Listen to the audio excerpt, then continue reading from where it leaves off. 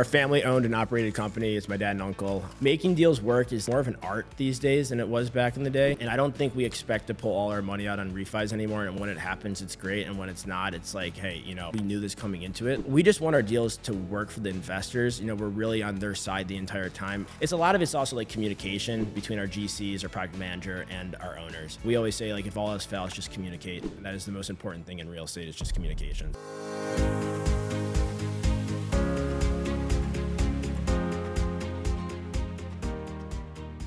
Welcome to another episode of the Straight Up Chicago Investor Podcast. I'm your guest, Max Motew, and with me, as always, is your hosts, Tom and Mark. There it is. Nicely done. Nice. Accepted. All right. How you been? Not bad. I went to the Eric Workman's Naperville office opening last night. Ooh, sore subject. I skipped it for a softball game. I know, but I represented He's us. not happy. A lot of people think we're one person sometimes, so it worked out good. I represented both of us, but it was pretty cool. I saw a bunch of our old guests there, and the office is really cool. Like, if I had to work in a different office, like that's a cool spot to work in. But it's amazing how much they've grown. And Workman team, I've been working with Eric since 2017, and he started with just him, and now there's like 12 or 13 of them. So it's pretty impressive what they've been able to do. Yeah, absolutely. I kind of feel it's been funny because I feel like I've almost grown with them, because they were doing my little 2 units in Pullman or whatever, and now it's like, hey, doing it's big numbers we're doing with them now. Where it's like, it feels good. Here's the best part of last night is I met somebody that worked at Renovo. They've been there since 2002, pretty high up in the ladder. I won't call him out, but he used our podcast. He wasn't living in Chicago. He wasn't doing anything around here. And this was back when Renovo was really solely Chicago. He used our episodes with Brandon and Eric to get insight on them, and then listen to a whole bunch of other Chicago episodes with us, just so when you walked into the interview with Renovo, he had some sort of level of expertise on Chicago. You're just providing value to everybody. I know. Like that's value you can't even put a number on. Like, that's huge. So, but it was very entertaining for me to hear that story. And he was so like kind of blushing, and it was pretty funny to hear. Oh, there you go. See, I should have made the trip down to Naperville. It would. It totally made it worth it. So, so all right. Well, let's jump in here. We have a great guest. Let's get the Chicago fact, and then let's talk about some leasing in Chicago. All right, the Chicago fact.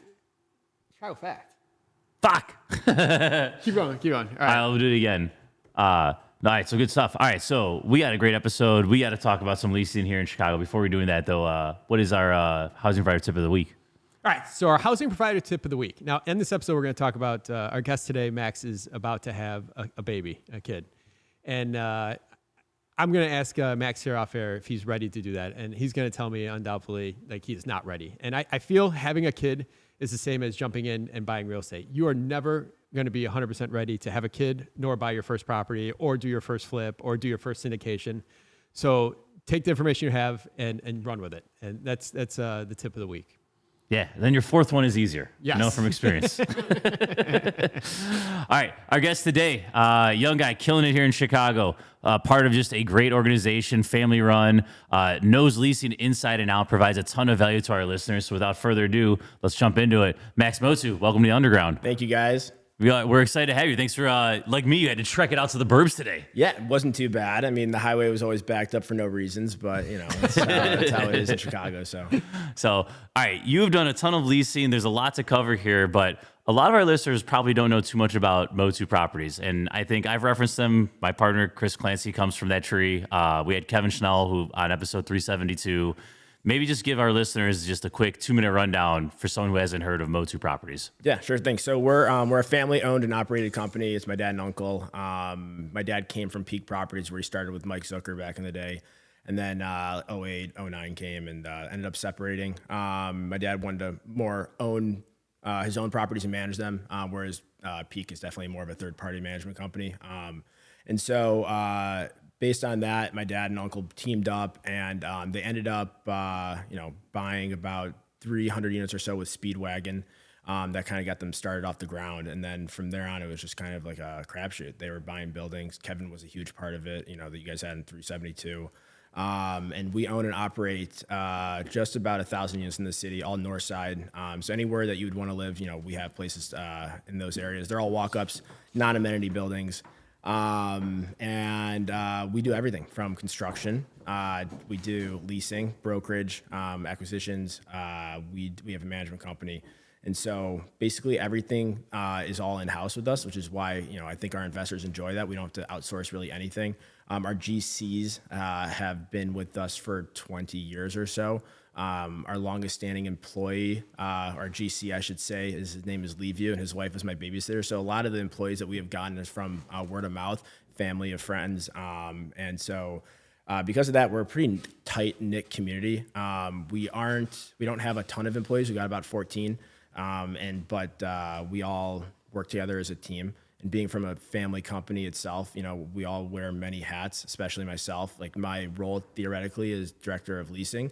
However, I will help out with the maintenance. I'll do the construction side, project management, and even help with pro-formas and whatnot as well. So it's a fun company to be with. I don't know if this was something that I thought I was going to do when I was younger, but as I got older, I was asked, hey, can you come in and be a property manager for us? And I said yes.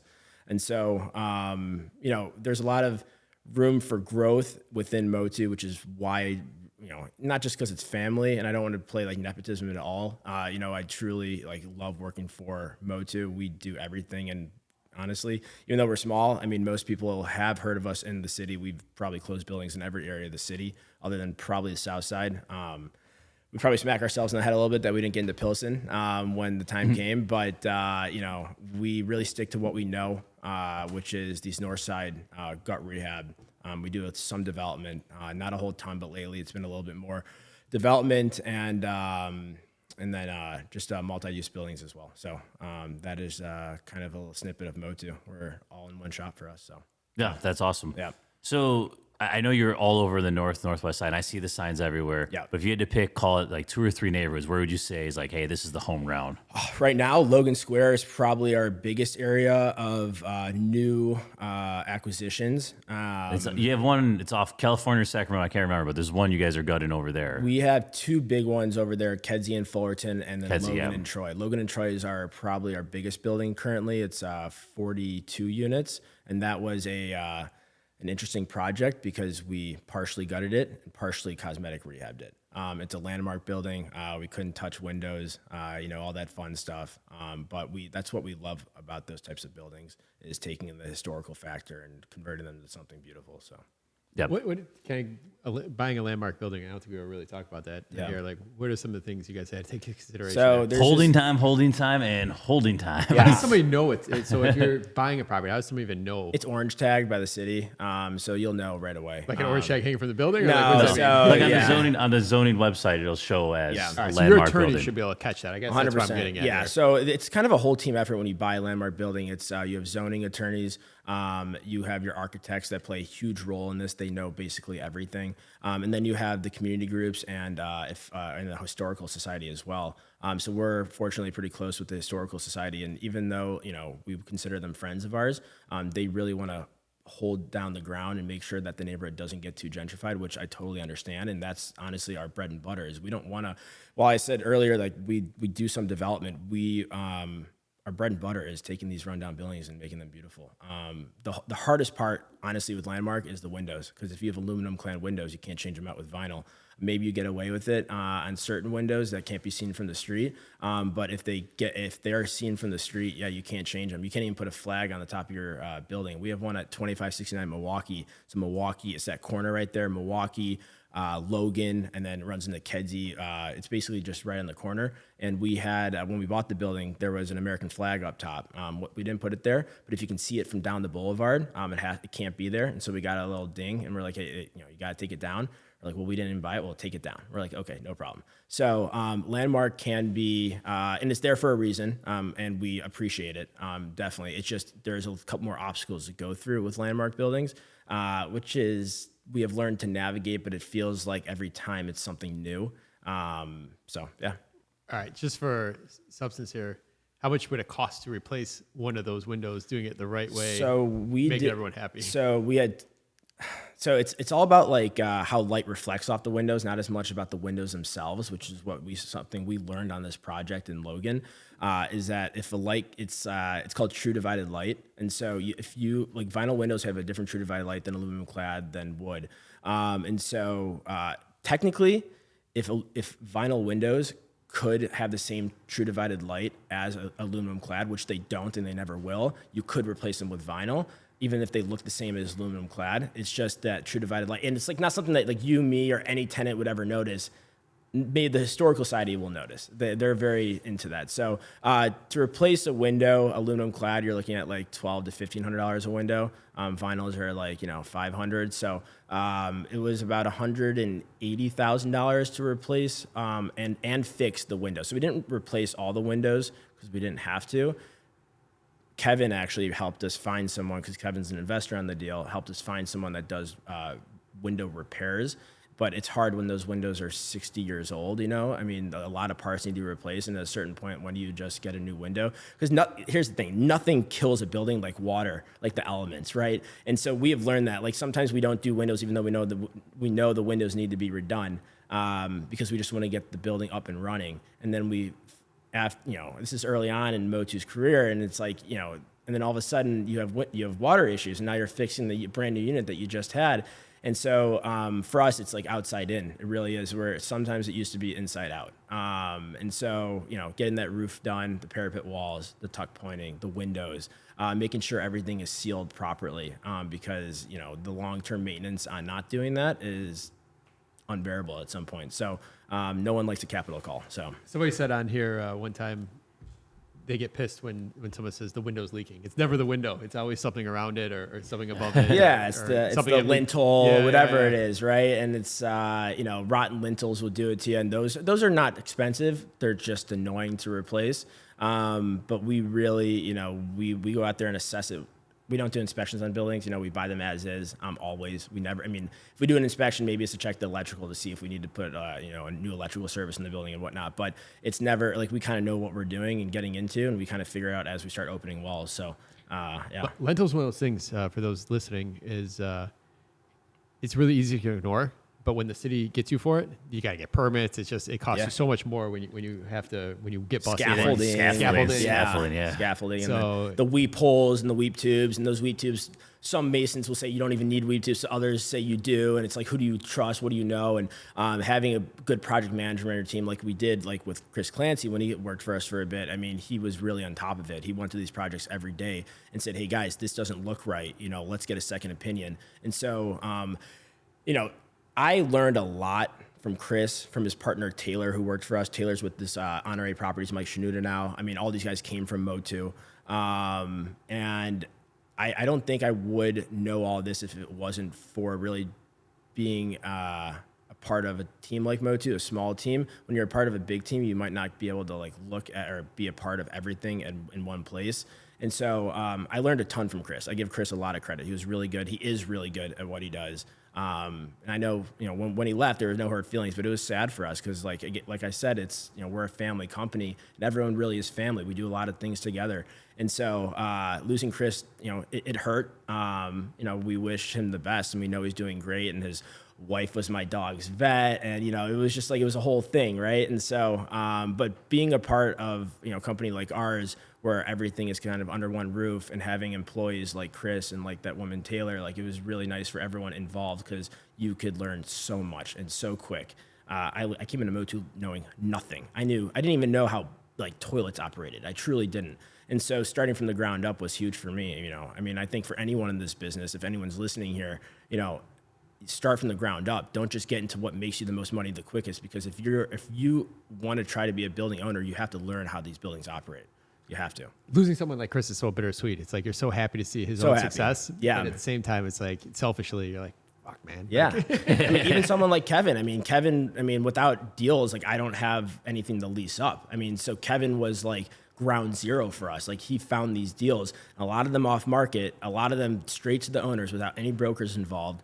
And so, we were able to buy buildings at good pricing. And the best was when I would hear Kevin talk to someone who didn't speak English. He would try his hardest to figure it out, his hardest. Sometimes we call in our Romanian GCs to help talk. Sometimes it was our Spanish speaking employees to come talk. And Kevin, he just figured it out. So, we've had a lot of good employees. I wouldn't say Motew is the best training company in the world. We kind of just throw you in the fire in a sense and say, hey, figure it out. But Kevin came from Marcus. Chris had a background in it. And it was just watching those guys work was awesome. I mean, they were really good at what they did. So. Yep. So these gut rehabs, let's talk about how it's changed over the past, call it 8 years. Yeah. Right? Because, 6, 7, 8 years ago, it was very easy to, hey, we're going to gut this building. We'll get it appraised. We're going to get all our money back. We'll probably get paid. Right. And, everything just worked out beautifully. Construction costs are up. Competition is up. Rates are up. How are you guys still managing to, find these bigger deals and make it pencil where an investor is going to say, yes, here's my check. Let's do this. Yeah. So it's a loaded question. I wish my dad and my uncle were here to answer that because they both have very similar answers. Yet my uncle is more conservative when it comes to numbers. My dad's pretty aggressive, which is good. You want both partners. So what? My dad still reverts back to the old days where he used to sign leases on the hood, on like a hood of a car. Like he's like very tries to be old school, in a new school world. And he just can't believe that like HVAC costs $10K to put in a unit, right? He can't fathom that. Like back in the day, it was like $2K, right? And like putting washer dryer was like pretty simple back in the day. Now it's so complicated. And so making deals work is definitely it's more of an art these days than it was back in the day. And I don't think we expect to pull all our money out on refis anymore. And when it happens, it's great. And when it's not, it's like, hey, we knew this coming into it. Like we have pretty decent pro formas. So when we underwrite deals, we can tell right away like how this deal is going to operate with various variations of how maybe we don't get rent here, but we get rent here. Maybe it costs X amount more. Maybe we're eating all of our contingency. Maybe we're taking our development fees not there anymore. We have to we have to roll that back into the deal. And we just want our deals to work for the investors. We're really on their side the entire time. My dad and uncle are not greedy people at all. They really want these deals to work because they know in the long run, you lose an investor, that's a lot of money you're losing. And so they're very smart when they underwrite these deals. They really draw like scenario A, B, and C out, and here's what's going to happen. And as far as like the construction costs, I mean, yeah, it's very hard to make deals work. It truly is. I was telling Tom right before here, but we're looking at it, and like these owners also think that their buildings are worth more than they really are. They've lived there for a while, their family's there. It was their first deal ever, and so they think their building's worth $8 million when their land is only worth $2 million, and you're not taking that. Maybe you have to knock down the building. And so it's more difficult to navigate. And I think what our acquisition team is good at is really understanding what these owners want. And so we have a couple new guys on our team. Kevin's now gone, but we have a couple new guys on our team that are really good at drawing up these scenarios and making these deals work. I mean, it's not easy. And sometimes, these Logan Square properties, people thought we overpaid for them, but we ended up getting great rents. And now these buildings are going to operate fantastic. I mean, we got them leased up months earlier than expected. Our construction costs were high and they were expected. Like we opened up floors and we had to tear out the whole subfloors for half the building when we weren't expecting that up front. But that's what you get for not doing an inspection up front. And but you also pay that certain price to understand that your contingency of 5-10% is all eaten up. These change orders come in, you're like, what the hell? I didn't even know this was a thing, And so it's a lot of it's also like communication between our GCs, our project manager, and our owners. And so we always say like, if all else fails, just communicate. And that is the most important thing in real estate is just communication. So the expectations of the investors in these deals have had to change over the last 5-7 years from what it used to be to what it is today. How have you guys curbed those expectations, or what's that?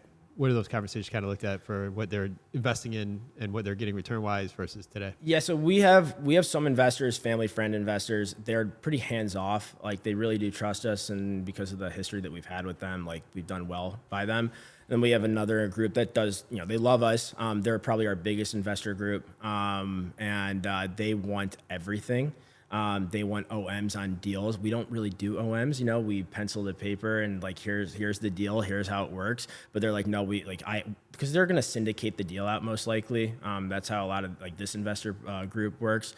And so managing their expectations, and they really give us good feedback because one of them is in real estate, the other one is our insurance guy. So like, it's funny when, and they're the greatest people in the world. They really are. But part of that group, there's this guy who does all of our insurance. He's with Plexus Group, and so he underwrites all of our deals. And it's like, oh, our insurance costs went up. It's like, well, yeah, he understands. Like we don't really have to explain that to him. He knows it because he's the one underwriting the deal for the insurance for us. But I think like insurance and taxes, like no one could could have predicted what happened with the taxes in the city. I mean, our pro formas are go years out, and we couldn't expect our taxes to be raised 120% on a six flat. Like, you can't operate a building like that. You fight them. You know, we used Sarnoff property tax consultants. They're fantastic. We've used Flanagan Brothers in the past. But managing the expectations of the owners regarding just the unforeseen circumstances of buildings has definitely been more of a challenge than it ever has been. You know, when it's a good year, these investors are all happy. When it's a bad year, they're like, what the hell happened? What did you guys do? You know, how can we fix this? How can we make this better? And so I think we're very fortunate too, that our investors do make us better. They keep us on our toes. We don't get complacent. And so it's just being on top of our games, making sure our numbers are correct.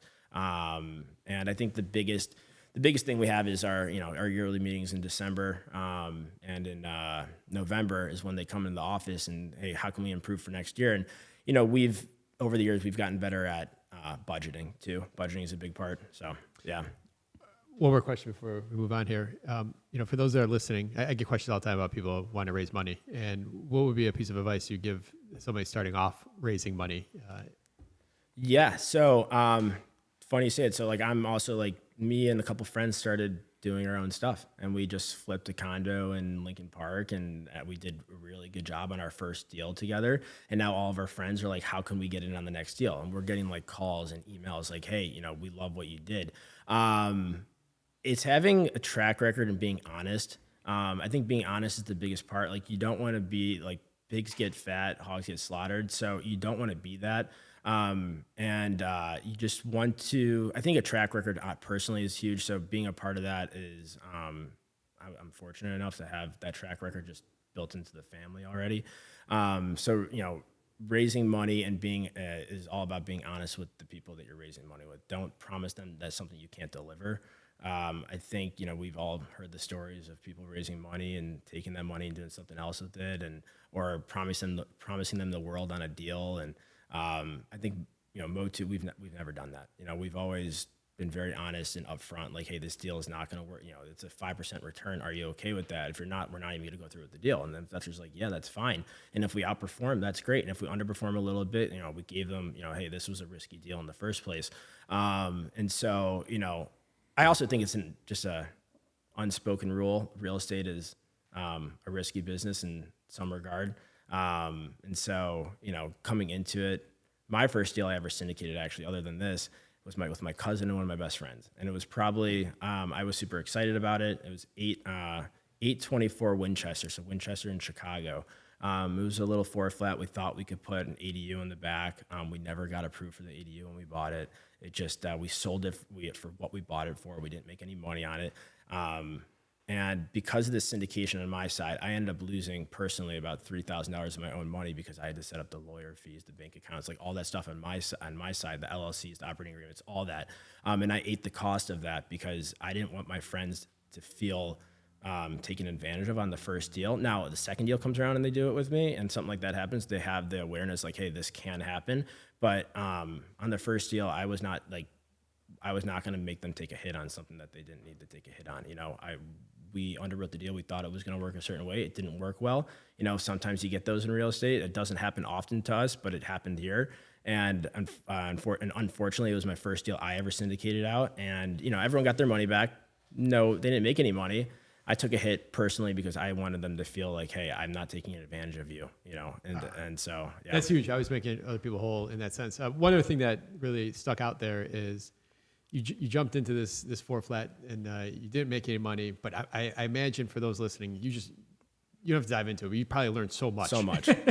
And that's the difference between someone sitting on the sidelines 2 years waiting for the perfect deal or just jumping in and screwing something up or not getting the result they wanted. For sure. And so back to this little like flip that we did, like I walked in here knowing exactly what I needed to do. I knew from, you know, the first thing you do is set up the LLC and operating agreement, have people sign it, make them read it, right? Understand the risks involved, give them the pro forma. Hey, this is how we expect to operate. You know, here's scenario A, B, and C. If we sell for this, we're going to make this much. If we sell for this, and if the world collapses, we have 12 months of interest right now. And so we're okay. You know, we have carry costs. And so making them feel comfortable with the deal was huge. up front, and then like going into and dealing with the bank. And fortunately, a lot of people have to build relationships with banks. It's not like an easy one to, banks are handing you money. They want to trust you, and you got to trust them. And I leveraged Mo2's relationship with Lakeside Bank, and got us a loan, a good loan. And it was just like from step A, B, C, D, all the way down to Z. I knew everything because of my failure, I guess you could call it, on the first deal that I did, but I knew everything on how to operate it correctly the second time around. Love it. Yep. All right, so let's segue into leasing, because I think you said you've leased up hundreds, if not thousands, of apartments. Like, right, like that's kind of your true gig at Motew. I know you said you wear many hats. I want to tie it back to, we talked about some of the uncertainties about taxes, insurance.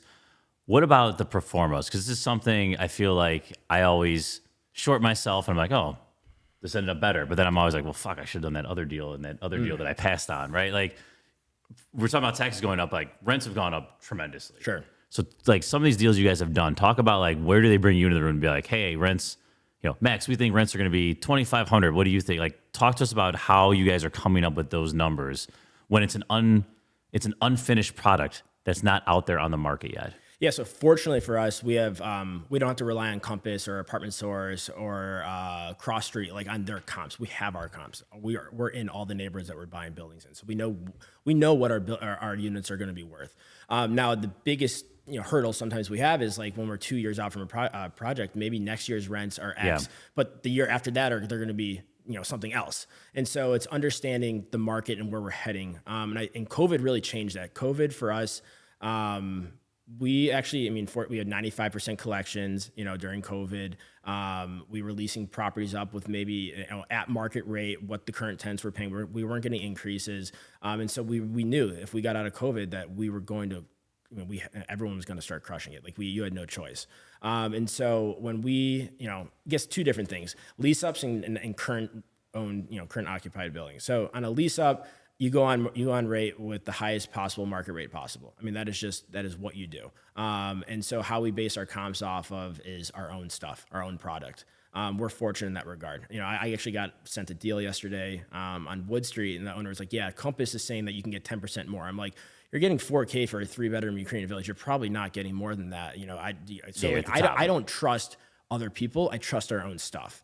And so I get brought into the room almost immediately when we find a deal. Max, what can we get for a 2-bed, 2-bath on Evergreen and Hoyne? It's like, all right, 2-bed, 2-bath, 1,000 square feet with parking. You're on Evergreen and Hoyne, you're probably getting, close to $3,200 a month. And we've got a building down on Schiller and Damon, which is right around the corner. So, that gets a 2-bed, 1-bath for 28. It's a little better location, but similar. So like, we know exactly what we're doing right away. The bank always makes us underwrite 5% vacancy. We never have vacancy. We do not take vacancy. We price accordingly. So this leads on to our current occupied units is that, we, like I said earlier, when we budget about, every year is different depending on how many years the tenant has been there. So, if all of a sudden we're seeing like half our tenants have been here for 2 years or more, you know that you might be getting some turnover the following year. And so we price our renewals accordingly too. That's another part too, is renewals. So there's a lot of meetings that are had going into leasing season, and they start pretty early on. They start in about October. And so for us, when we underwrite properties, I get brought in right away on currently occupied units that we're going through renewals on. I am basically trusted with that. I have a meeting with my dad and my uncle once a week just to go over, hey, this is where we're at. Renewals can be tricky. That turnover cost may be $1,300, and then you're paying a full month brokerage fee. Is it easier just to keep the tenant and make them happy at their current rent? Or, hey, no, my taxes went up 100%. I don't care if they leave. I need the increase here. And are you raising them $200, $300, $400?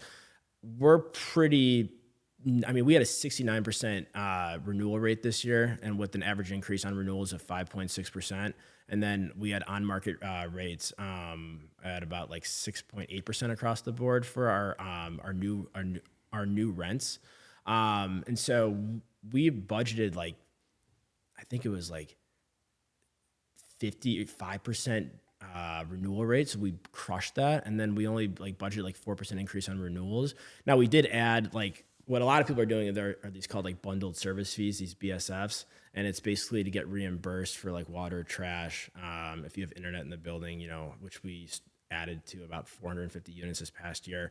And so you make a small spread on that. It's not much, but it definitely helps like offset the cost. So if you're raising someone $100, but you think you get 125, but you're charging a bundled service fee of 75 and your spread on that's 25, you can charge the tenant $100 on a, $100 more on a renewal.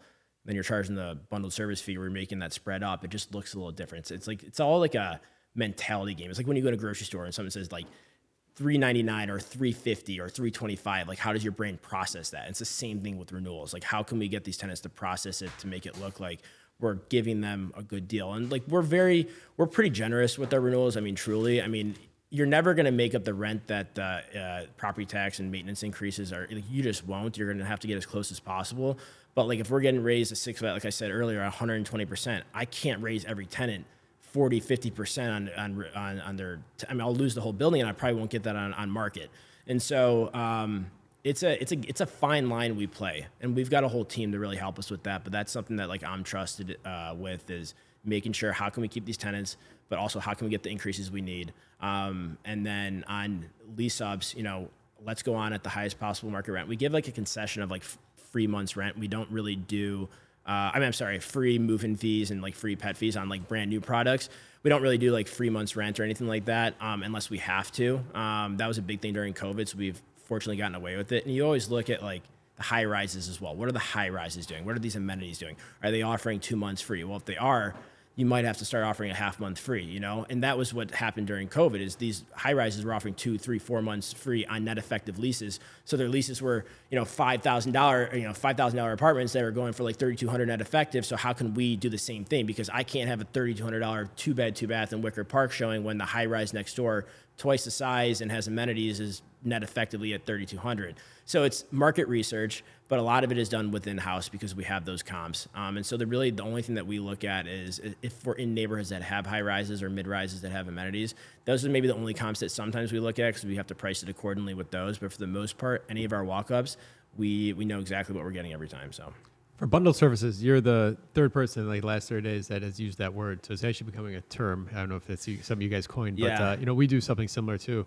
We seem to struggle with people renewing and saying, oh, well, here, now you have to pay for these additional services, versus when someone comes in brand new. What's been your experience as far as selling the existing versus the new? It's a great question. So water and trash theoretically are a habitability issue and anywhere you're going to be, right? So like the buildings have to technically have to provide that. There's like fine lines of laws that say like if it's a metered building, then how can you have to split it up based on like square footage and have this whole formula. They don't give you the formula. You create your own formula. How do you get to that, right? So there's one thing. But it's the way we word it to them is, hey, which is completely accurate. Our water costs have gone up 11% year over year for the past 3 years. Our trash is like $300-$400 a pickup now on a private hauler. Unless it's 4 units and under, which we don't really have a lot of those. 4 units and under is through the city. Whatever, it's like $120 a month. It's pretty cheap. But like, yeah, private haulers are expensive. And so we explained to the tenant, hey, we're getting increased, we're not going to make up the cost of this bundled service to you guys, but we have to charge back to it a little bit. And no one has balked at it. Maybe I've had a couple people that were like, hey, this is kind of like BS. But to be honest, everyone understands that like everything's getting expensive in this world. And it's not like, we were actually very surprised on how well it came across to our tenants. And again, we didn't increase them on a base rent as much as they probably thought we were going to. Maybe it was a 3, 4, 5% increase versus a 7% increase because that 2% or 3% spread came from the bundled service. But it's really just to operate the building. The bundled service fee, we're not like making money on it. It's really just to operate, the common utilities that we have to provide to the building. But yeah, there are laws behind it, like like high rises, they have flat rate billing. There's no metered billing for high rises. And so like they'll have like 1 bedrooms at $180 bundled service fee, 2 bedrooms are X, 3 bedrooms are X. And then for meter, technically you have to have a formula, and we have that formula. And if any tenant needs it, we share it with them.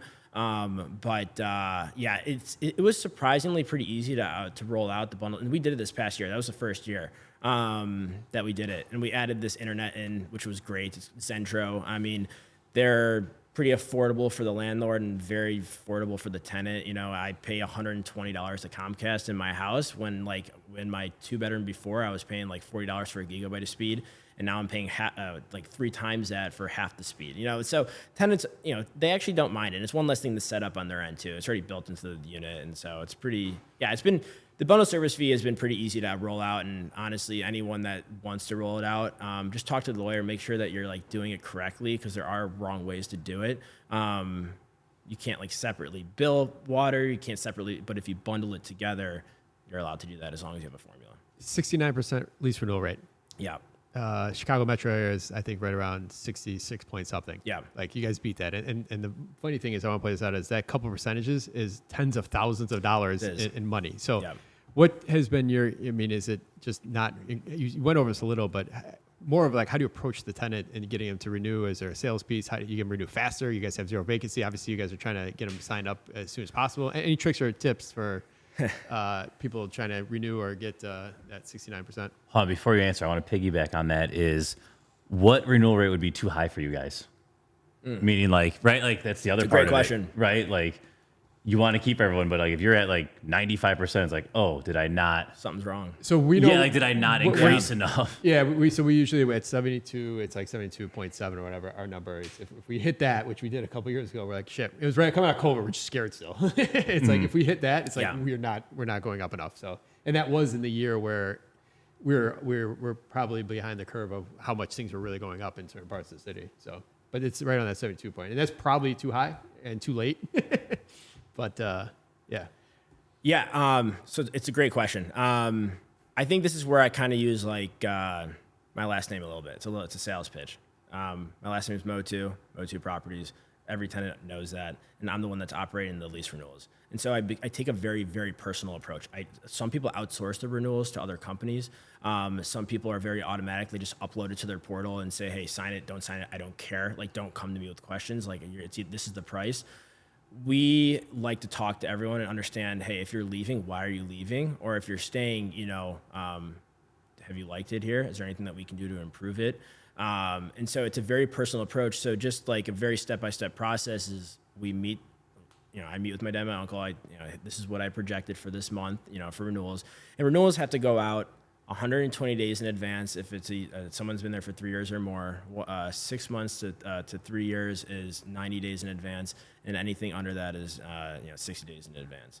And so that's also was a big change for us the past couple of years, is how to space this out. We're starting to do like everyone just gets 4 month notice at this point. It just makes it easier. We do that everywhere, even in DuPage County. Just it's for process reasons. Exactly, it's just easier, but. We do that, and then we do upload everything into AppFolio, which is the property management software we use. It sends out an email to the tenant, and it's a very personalized email, and it says, hey, you know, this is your increase, this is your bundled service fee. If you have one, this is why you have a bundled service fee. Maybe there's a PDF in that explains, hey, this is why you're getting increased. And then most people say, hey, you know, you increased me 5%. And then I'll always get responses back. Like I never, maybe 90% of the time I'll get a response back. Hey, thanks for reaching out with the renewal. I have some questions regarding the renewal. And some of those questions might be, why are you increasing me 6% when you increased me 5% the previous year? And it's like, hey, we had a tax assessment year. This is where our taxes are. This is where maintenance is. This is, you know, the reason why you're getting bundled service fees this year is because of X, Y, and Z. We explain it to them. We don't just say, either take it or don't. I think that's a really bad approach, especially in a business where a lot of people, like landlords are a tough word because a lot of people don't love the word landlord. If you're a tenant, we're like your enemy, you know, when we bought a building actually a couple of years ago, some guy was super upset and he was like, go sit on your yachts in Lake Michigan. And we're like, please tell us where those yachts are, right? I mean, people think we were just rolling around a couch. That is not how companies like ours operate. They really don't. And so you want to take this personal approach on renewals and really tell them, like, hey, we value your tenancy here. We want you to stay. How can we work with you? And every single time I will negotiate with someone. I will not say no. Now, there have been times where someone reaches out and says, hey, you know, I'm getting increased $50. I'm like, listen, like I can't go any lower. Like, this is what it is. But if it's like $125, $150 increase, like, hey, you know, I can get you that, you know, stay at that increase that I'm offering you, but I can get your carpet cleaned, or I can come in and we can do a whole touch up of your entire place, or I can send like a professional cleaner in there. So which is like a couple $100, right? And it's like at the end of the day, like I've said earlier, a turnover costs a lot of money. Finding a new tenant costs a lot of money, but there is a fine line when you are like a one-stop shop for like a company like ours, where you have a broker side that makes money on the leases, the new leases that come up. Like you said, if you're having a 95% renewal rate, there's probably something wrong, and then our broker side's making no money. But like our goal is to the investors, right? It's never to the outside sources of money. It's always how can we, do best by our investors. And so that's how we take that approach to, renewals. We want to keep people, but we also understand like, hey, like sometimes there's no room for negotiation, but the majority of the time there's at least something. Maybe it's not the price, but maybe it's I'll get a cleaner in there. We'll clean your whole place up for you. We'll patch your walls. Is there anything that you want from us? And so it's it's actually an art. It's not as robotic as people think it is. And we really do think about it. We don't just like spew out answers.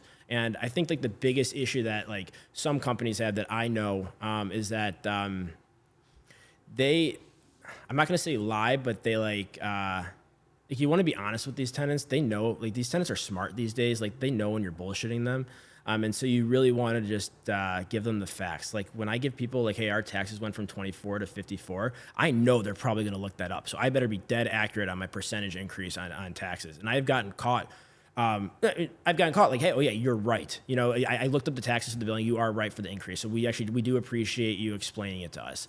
And so it's just being honest with these people. Don't give them bullshit answers at all. And so, that's why our renewals are pretty good every year. I mean, regardless, even if they're high renewal, high increase years, like it was last year, we still take a very personalized approach to it. So how about your dad or your uncle, where it goes from signing on the hood of a car to an 80-some page lease with all the disclaimers? I don't know how much it is. When you draw all disclosure, I think we're 80-some pages. It's or something crazy. Like that. Yeah. And they just added a new one recently, and they keep adding them and taking them away. And every year, explaining the flood one is crazy. It's like I'm so in the fourth floor. I'm like, just sign it because it's part of the process. 100%. It's not going to flood, trust me. 100%. That one, we just actually, that was a law like 2 years ago. We just found out about it, honestly. Like, I mean, we had it in our leases, like kind of, but yeah, it was just like, I can't believe that. Well, where a lot of people get tricked up is they think they have a third floor condo, but where they get in trouble, I saw someone get in trouble for it, was not having, and they get in trouble because the tenant, they had a bad issue and the tenant goes to the attorney, but they had a storage unit in the basement that you didn't disclose if it floods or doesn't flood. That's where,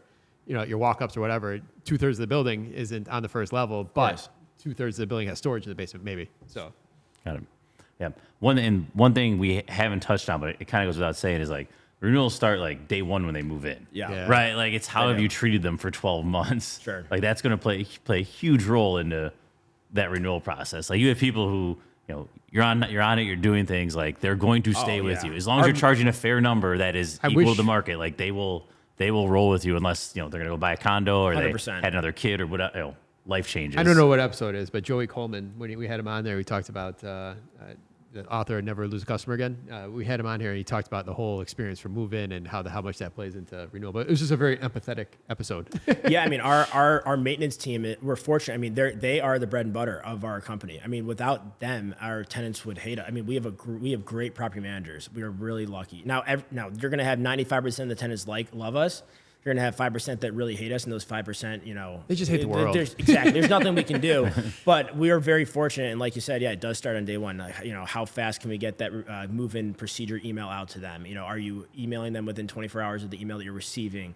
It's a customer service game. Yeah, 100%. One of the big things I tell our team all the time too is like, all right, so if you have a good tenant, you have a good unit, and they have one work order a year. And if you mess that up, or you fail, or you don't respond, or it's an urgent situation like that, you lost all of that in one service call of failure. Like, we just had, right before I walked in here, we had a mini fire at one of our buildings in the West Loop. Someone set a fire to the outside of the building, and it didn't burn the building. Right? I mean, it burned the brick on the outside. Fortunately, it was brick and not on siding. But the first thing that my property manager did when he woke up and saw the work orders come in is he sent an email to the building. Hey, I received your work order.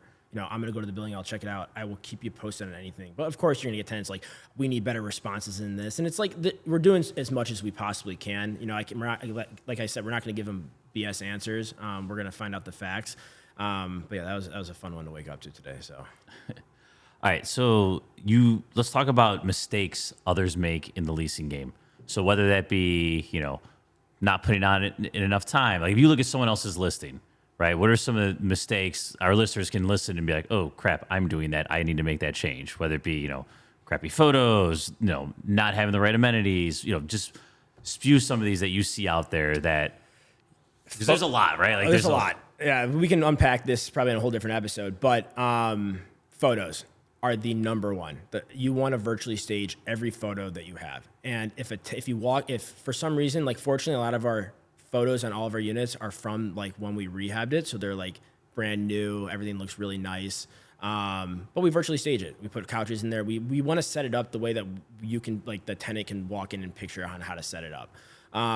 If it's an occupied unit and we had to go take photos because we didn't have photos or they were bad photos before, we clear it out on a virtual staging app, and then we virtually stage it again. If it's if the tenant has it set up nicely, we love that. It's great. So we've been using like Matterport a lot too, which is a 3D tour. My cousin started working for us about a year ago, and he does like our social media and all of our photos now. Where we used to pay this company called VizHome to do it. It's expensive. They were like, it was like $300 to come out and do photos. We did not have Matterports. We had floor plans. So a lot of the mistakes that I see on like other people's listings is poor photos, maybe inaccurate description, photos of a different unit, which is, I always find absurd. I understand that if it's a new rehab and floor 2, 3, and 4 are the same, then fine, use the same. No one's going to know the difference, but put the true photos of a unit if it's not like any other unit in the building. Like I never understood, because the person's going to walk in and be like, you're going to go and meet them at 5:30 at night or whatever. Like you're going to waste their time. You're going to waste your time. And so our listings, we use a syndication platform called You Got Listings. They're great, pretty cheap. And it basically shoots it out to Zillow, apartments.com, Trulia, Hotpads. And so you want to also have I love when I just see a listing on the MLS and not anywhere else. It's like you're limiting your pool. And honestly, on a broker standpoint, you're going to make less money if it's on the MLS. I love working with other brokers. It's one of my favorite things to do, but you also make half the amount of money. And so why just go on the MLS? And so that's there's some things I don't understand how these brokers are thinking. And a lot of it is they don't want to put the effort in to create the listing that is supposed to be creed. They just want to slap it up there. It's a rental. It doesn't make much money. It's not a sale, most of them are right? aggravated. Who gives a crap? Yeah. And, that is, for us, the marketing game is huge in that aspect. Now, you get some investors, especially on these new, you see it a lot in high rises. They have their own websites. They have these great brochures. Maybe you walk in, you get an iPad and you look around. It's very confusing. We're very straightforward. We use Zillow Premium for our lease ups.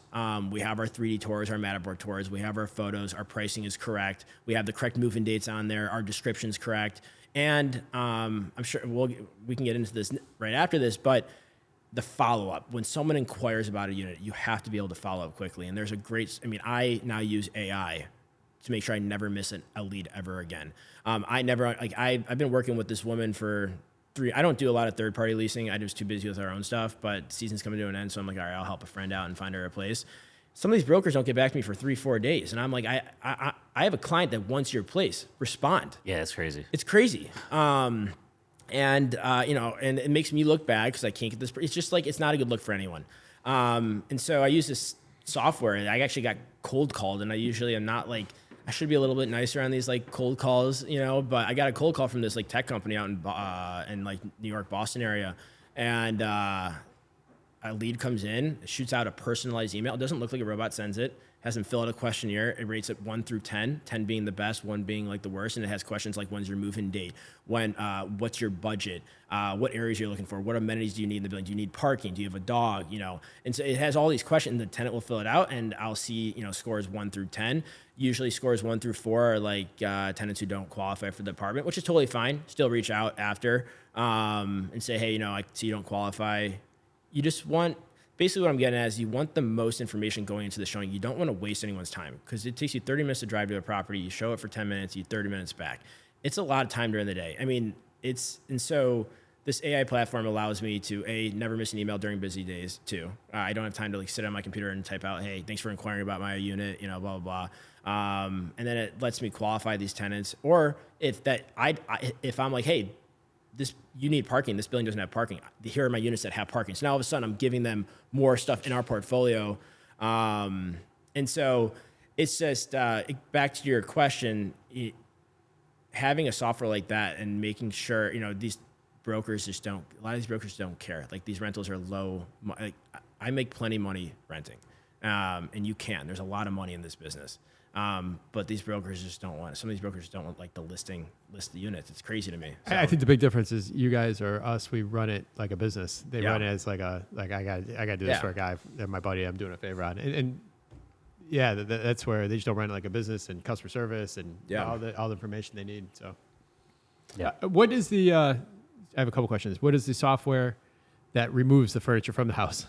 Or what's the app? There's a couple different ones. I'd have to ask my cousin. Okay, you got it, because I'm curious about that. Yeah. And then Matterport, you guys buy the camera? And we have the camera. And then you get like, there's certain packages you can do like 25, and you can always like archive units too. So like if I have like, because they charge you for storage, they still do that? Correct. Yeah. So if we have a 25 unit package, you can put 25 units in there, and then like let's say you rent a unit, you archive it. Now you have 24. So now you have an extra unit. So we Matterport almost every unit that comes on the market just for our purposes. It'll be great on the resale of a building too. Like these brokers love it. They love these fancy little tools that we have. So it's nice to have an in-house Matterport. And we used to have to pay for Matterport. Like if we did like these Zillow premiums, it came with like 3 Matterports, whatever, and it's just like whatever. But now we have it for every unit, and it's really nice. So well, I always tell people this. A lot of people may say, "Oh, $300 for a listing. That's a lot," but you should be able to use that multiple times. So if you rent it out, as long as you're not gutting out the place and changing everything or changing the floor plan, right? Like you should be able to get that investment divided by how many times you're going to use them, and use them for sale even too. Exactly. I mean, like so that $300 was for Vizhome, for a third party company to come out, take our photos, do our floor plans. But that's what a lot of people have access to. So it's like 100%. if you had to spend that, you're going to get 2 more rentals, or if you have 2 of the exact same floor plan, it's worth it. So. I mean, having especially after you just did like a $500K rehab. It's just like, I don't want to do it. Go out there. Like it's the dumbest thing to do other than iPhone. Like makes no sense. And at the bare minimum, you can even get like just cheap professional pictures for like $120 these days. Like, honestly, VHT or whoever, like one of those stock places. iPhones look well. I mean, you can do a good job. You just had to put it on a tripod, but like they shoot good photos too. So, yeah. All right. So, what about screening now? Like we've talked about leasing. Yeah. So, are you involved? Are you handling all that as well? Yeah. I have seen a huge uptick in just the fake pay stubs, the fake like we got a couple this week. Actually. Yeah, like it's almost every listing I have. It's usually comes through Zillow, and it's usually they haven't seen the place yet. They put an app in, and it looks like super clean, and then you dig into it. It's like it's a too good to be true scenario. Yeah, and it's garbage. So we implemented AppFolio, partnered with Plaid, which is, I'm sure you've seen it. If you ever connected like your bank account to something, it's like the media intermediaries, Plaid. It just confirms identity and all that stuff. So fortunately, AppFolio has partnered with Plaid, and so we have past 3 months we have done. I'll get into what you guys were talking about, but we have now done. It's all like you just take a scan of your face, it shoots your ID, it scans the barcode on the back, and then when I run their credit, sometimes people lock their credit, and you can see that. Sometimes people had fraud in the past year, and it has like a big yellow bar at the top that says, "Hey, confirm identity, please call so and so at their phone number," and then you have to call them to confirm. 2 years ago, I missed it. I missed that yellow bar. And I signed someone to a lease because their pay stubs looked legit. Everything came back fine. It just the Social Security, the check, the credit check just came back fine, except with that yellow bar that there was fraud, and I didn't see it. And the way we caught it was my property manager was about to give her the keys and was like, "Hey, I need your email really quick," and it was a different email. And we matched it up. We were like, the emails don't work. They're not the same. We found out she was a fraud. But the pay stubs were so perfectly done that my system couldn't pick it up. This is before I used Plaid. But there still was an income verification. It just missed it. And we have seen a lot of fraud lately. It's pretty dangerous. It's bad. And so we implemented Plaid's like an extra $10 a month and it's worth every dollar now. They can't get by it. We even do like employment verifications. So if we're like, hey, like this pay stub looks good, it says it's good on Plaid. Plaid says it's a good, a good pay stub. It wasn't altered or anything. We'll still do an employment verification, and it shoots if it's from Workforce, I believe it's called, and it shoots it right out to the employer. They fill it out. It's really nice, and so cross-checking everything, and like we're pretty good. There's only me and only one other person that do these applications. We've gotten really good at them, but I mean, we're human. We make mistakes. We will miss something every now and then. But implementing this Plaid system in Appfolio was the most important thing that we've ever done, because it has taken away a lot of the guessing game. Like, hey, this ID, like it's a paper copy ID. Well, paper copies are fine, right? I mean, maybe they got a new ID, but it still has a barcode on it. So Plaid takes that and confirms it. Our credit requirements. Our requirements in general have gone up since COVID. We used to be at 650 credit scores. We're now at 675 as a minimum. Anywhere from 600 to 674, you have to have a cosigner, but that's dependent on what your credit's like. If you're missing utility bills and you're taking unsecured loans out and whatnot, and you're not paying them, like that's a red flag. Like we just will deny you automatically. If you're above 675, your credit's most likely pretty good. You pay your bills, you're good. And then income requirements, 3 times income to rent ratio, and that's gross. And if we ever have any questions, if we're like, hey, this person's teetering the line, we'll get a cosigner. Not a big deal.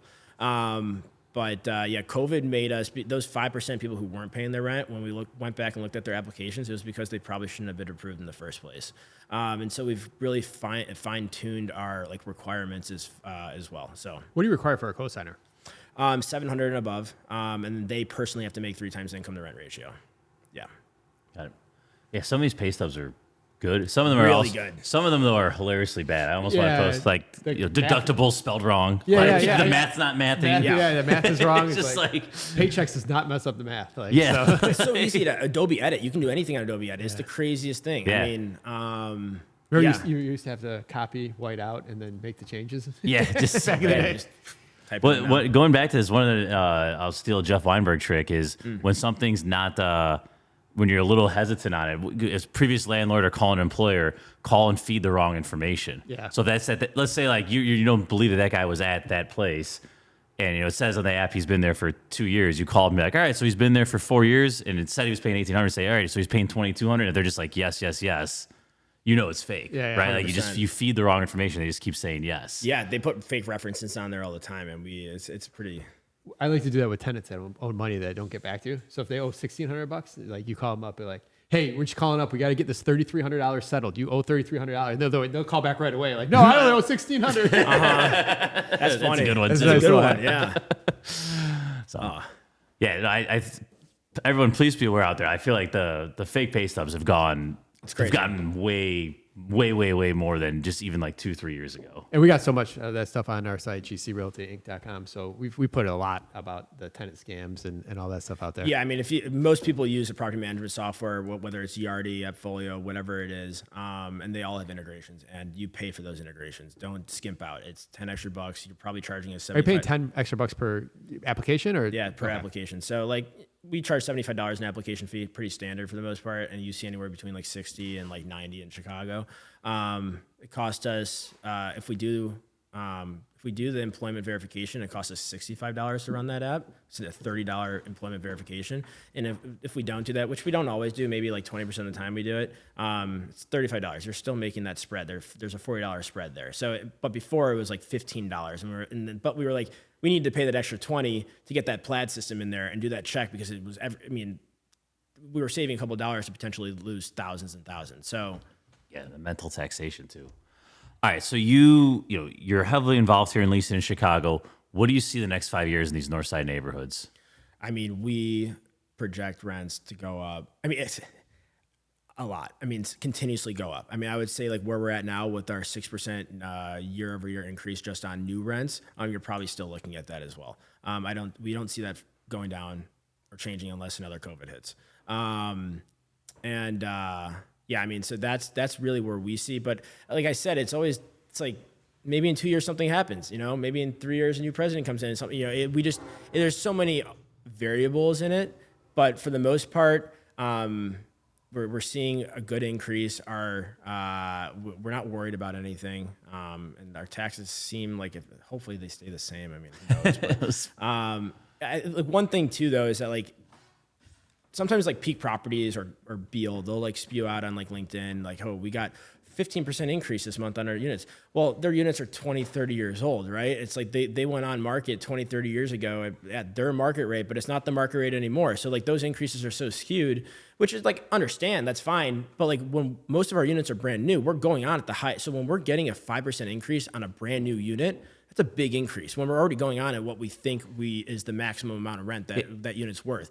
Yeah, not to cut you off, but like for our listeners out there, you go on when you do a new construction or a new gut rehab, you are going on as the highest possible number because you need to refi and get as much as you can back, right? Sure. You are pushing. That is the time to push Yeah. as hard as you possibly can, and then that's your baseline. Yep. And then to get 5% more on that, and it's a big. We're talking percentages, but 5% on 3,200 is different than 5% on 1,500. 100%. Like it's a big number. Yeah. Yeah, Good math there. We have this property on Berteau, 2130 Berteau. It's a 60 unit property. It's a huge building. It's old. And when we took over, we didn't, but we just managed it for this guy. I know exactly where that is. Like, Yeah. I'm right on Damon next to you there. It's a great, Beautiful, it's yeah. awesome. Those units were like $1,200 one bedrooms, right? We came in and we did like 15% increases, 20% increases. They were needed. There was severe. I mean, Ciccone and Sons was the management company before. They're a very old school shop. They've been around for a while. Very respected shop. They just weren't like pushing rents the way that like a newer company like ours would, and we know the market a little bit, maybe a little bit better than some people as well, just because of our buildings in the neighborhoods. So that kind of skewed our numbers. So we actually took out those numbers when we were giving like investor updates, like, hey, like we are at 6%. We would have been at like 10 or 12% increase on new rents or on renewals, but like you can't throw these older buildings in there. It's not a fair. It's not the right baseline. Yeah. So what you guys were very early into like call it like the Ukrainian village area. Like there's some areas there you guys got in. Well, even Logan, right? Like some of those buildings bought. We bought Federales in the West Loop. We owned that. It was a gas station, but we owned that before Federales was there. Like we were in the West Loop before anyone else was in the West Loop. I think that sold for like $8 million later, but like we sold it for like, I think like $1 million. And like, but we had no clue what the West Loop was. I mean, West Loop was like one of the worst areas you could possibly live in, 15, 20 years ago. And like my dad and uncle have always been like entrepreneurs in like areas. Like, what's the next area? I think that's always the biggest question. That's what I'm leading to. Is like you guys have hit some of those. Where would you place your bets for the next 5 years? The up and coming. It's not going north. We think north is a pretty developed area. We don't really operate in like Rogers Park and areas like that. So we're gonna take that out of the question here. South, we just don't operate in the South. Not to say the South can't improve, but we believe West.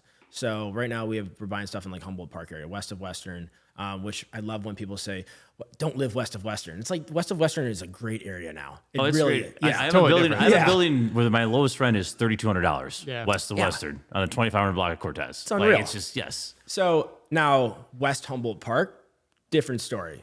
Still a little iffy, but it's getting there. I mean, we own Cortland, Cortland and Humboldt. We bought, was it like 50 units there, like 3-4 years ago, rehabbed it. We get great rents over there. Like that's the area where we think is going to blow up. I mean, Logan Square has always been a great area. It's a very cool area. Logan Square is it is 100%. I don't care what anyone says. It is one of the best areas to live in the city. I mean, right now. They have the greatest farmers market in the whole city. Transportation wise, it's all over the place. It's amazing. They're doing a great project on the square now. It's a 3-year project.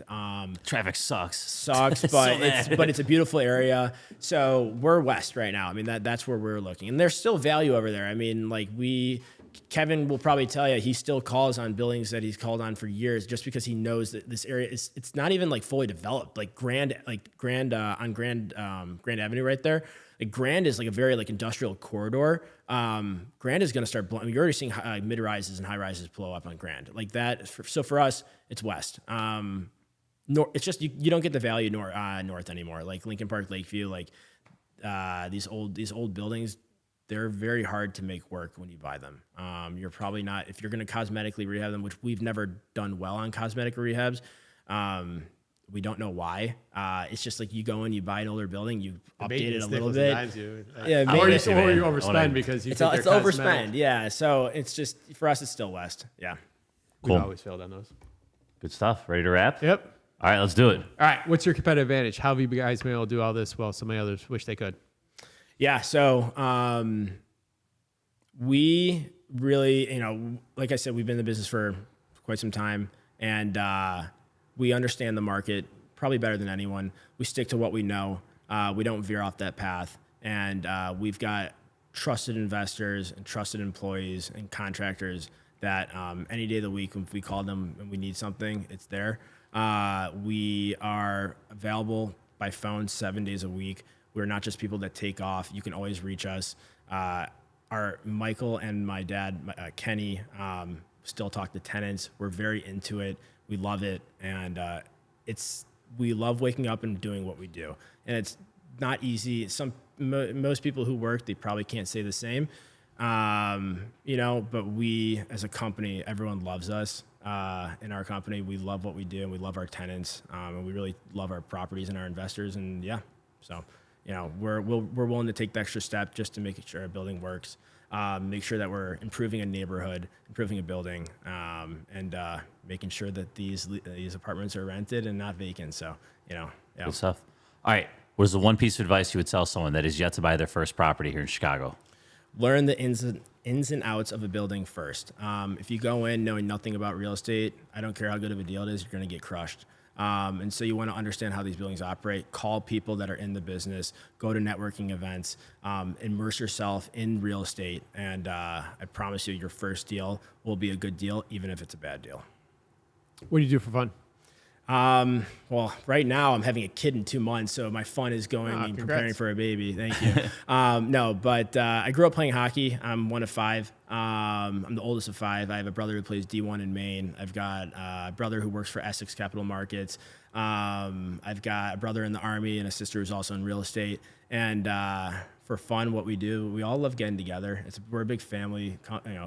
We're a big family.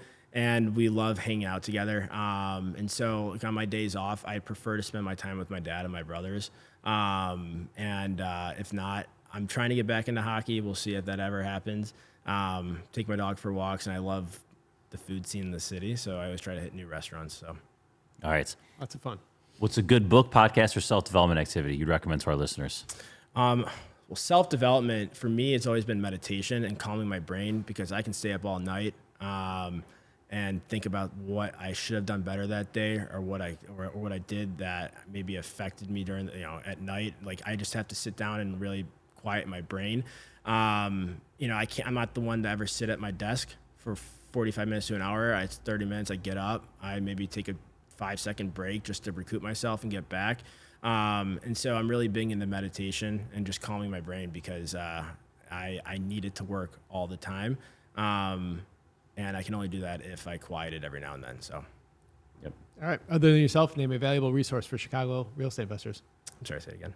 Other than yourself, name a valuable resource for Chicago and real estate investors. Yeah, NBOA is a good one. Being a part of a group like that has probably some of the largest influencers of real estate in the city.